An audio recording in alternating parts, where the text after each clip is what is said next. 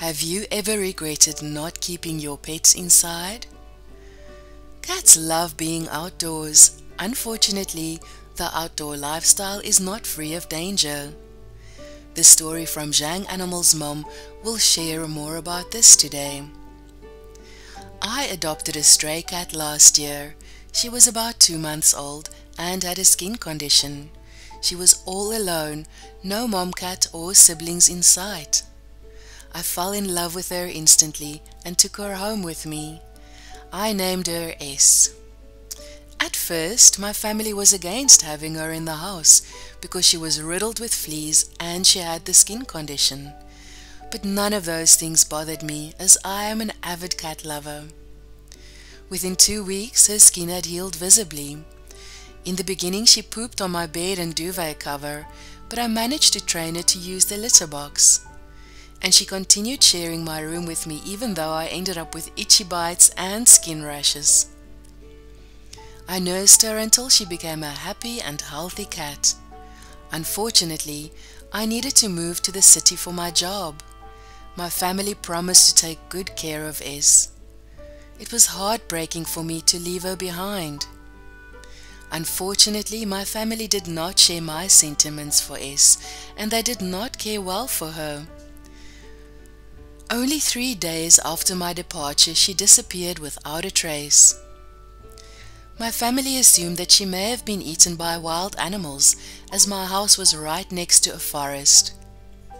It was occupied by all sorts of wild animals.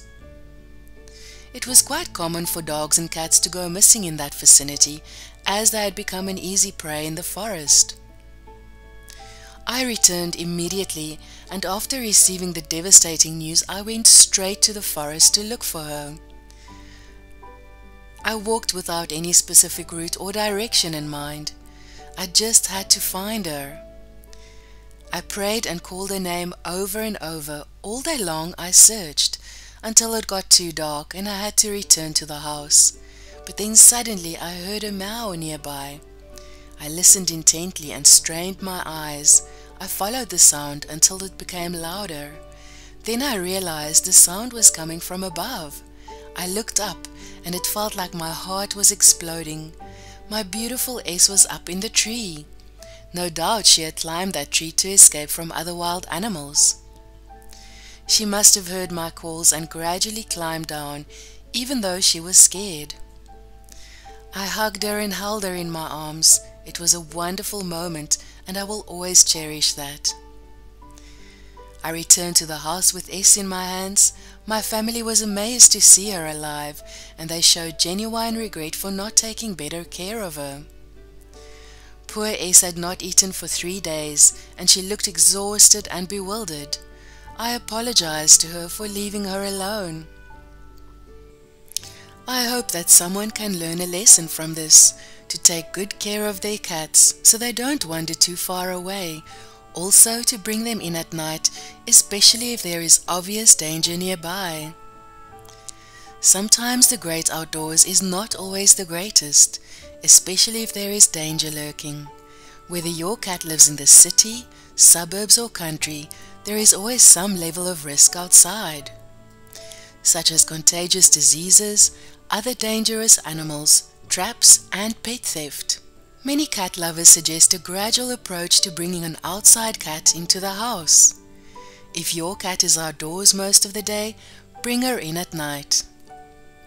Your cat's safety comes first, so make her home environment a friendly and happy one so that she does not want to go far away from home.